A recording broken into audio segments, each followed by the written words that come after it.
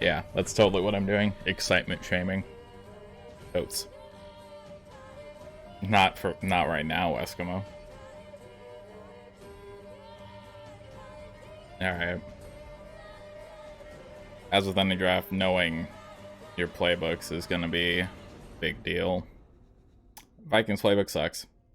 I mean, a lot of playbooks are personal taste, but I objectively think this one is god-awful on defense. These two are fine.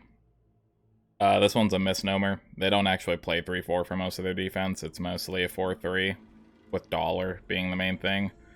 You just go on huddle if you don't know your playbooks beforehand. I'm gonna go Saints and pray that I get good wideouts. Oh, right off the bat, a flex round. That's rough. Typically, you like to see your flex rounds after you've got a few of your one position rounds out of the way. It's a good free safety. He's okay at strong safety, but he can do sub linebacker. Chris Harris is the definition of average for corners.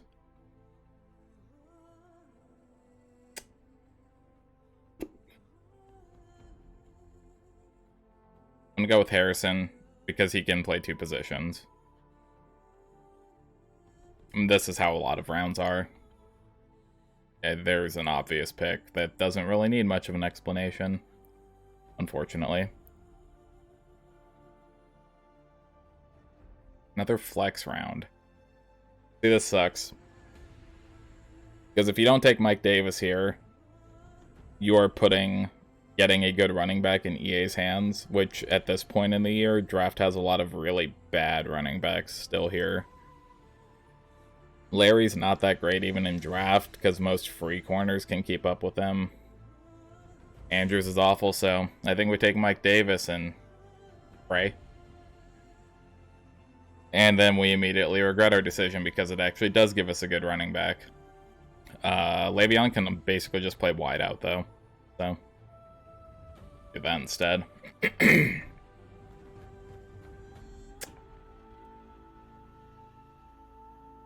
Trying to think of a scenario where Bobby's not the pick here. I can't think of one. That's very good speed in draft.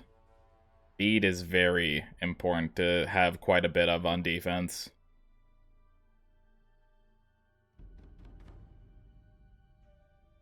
It's a 4-3. Mostly is one of the better linebackers we could run into for that setup.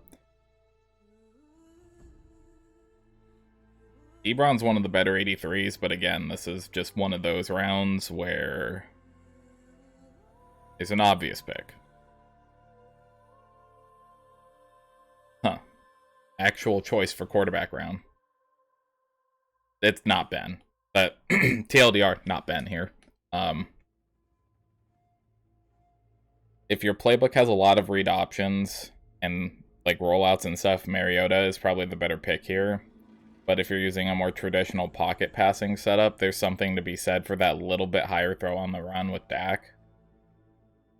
This is really 1/6 of one, half dozen of the other. I'm going to go with Mariota because I can manually bring him in at quarterback for those Taysom Hill formations. So read options, there are a couple with him. But yeah, the answer here is really not Ben.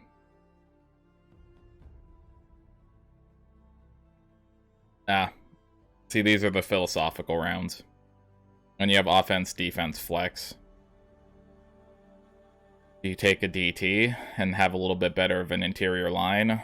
Or do you replace some of your bad linemen? Now, see, you gotta pay attention to the overall of the free linemen that you get, because sometimes you'll get all 70 to 72, and sometimes you'll get like all 78s. It's a big difference there.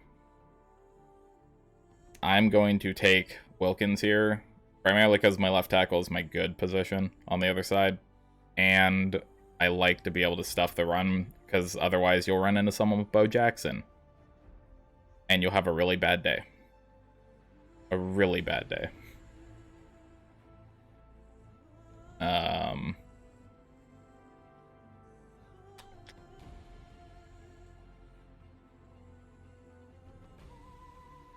I'm gonna go with Agba here for the little bit of extra pass rushing he gets compared to Tay as a middle linebacker, because even if you move Tay to outside, his moves around blockers aren't that great.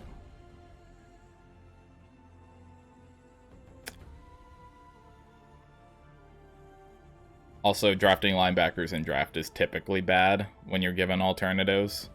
I'm going to go with Devin here because he's the fastest of the three. I mean, he's better at every other stat too, but... God, safety rounds suck sometimes. Keanu, and we'll just have him play sub-linebacker, and Harrison Smith can stay back because his coverage is better. I don't think I need to explain this one.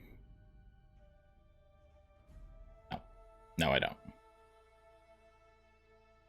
I don't think I need to explain this one. No, I don't.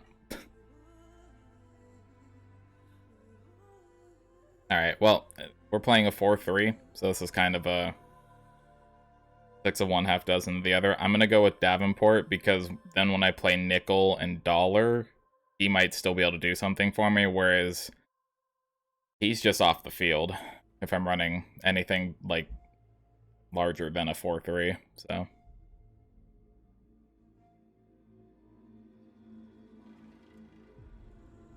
Runner pass blocking.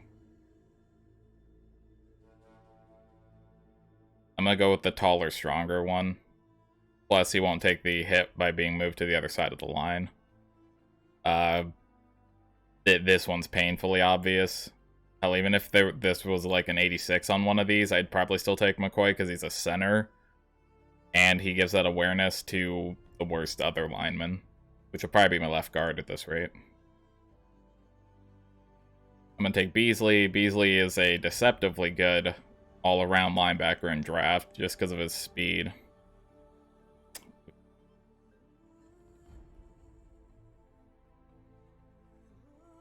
I'm going to take Gibson here because due to the fact that we have gone no good cornerback rounds other than the one with Jair, we're probably going to end up with at most 2 cornerbacks. So we're going to need to cover it with safeties. Yep, we're going to have to cover it with safeties. If I don't take Snead here, I'm more or less forced to take a wideout if presented one in round 21. If I take Jarwin, no, I think it's Snead. And I get punished for it. That's fine.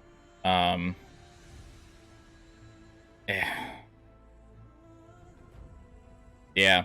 I mean, hindsight's always 20/20. If I take Jarwin last round, then we're a little bit better for 5 wide setups, but no, is what it is. Mike Davis will basically end up redundant. Wow, and then we don't even get a cornerback. This is what the game will do to you sometimes. Sometimes you just don't get cornerbacks. It happens more often than you'd think. I mean, I guess, like, you can cover it with free and strong safeties, but you have to play zone. Because none of the safeties that you're going to commonly find in draft that are going to end up as spare corners are going to be zone guys. Like Harrison, no. These guys are, like, outside of Jair, this is all zone. Keanu literally can't, like, he's linebacker bad if you put him in man. So, we're going to be doing a lot of...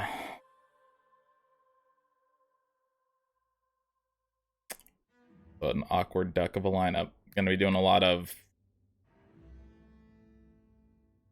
I don't even... probably some sort of nickel packages, primarily. Yeah. I mean, the offense is pretty decent. Like, it's a weird day when Marcus Mariota at 89 is your weak link, but here we are. The line sucks, but that's the cost you pay to have better weapons sometimes, is that you have to have a 72 on the field. So, I don't know. We'll see what happens. We'll see what happens. Check the video info or video description info for the results of this run.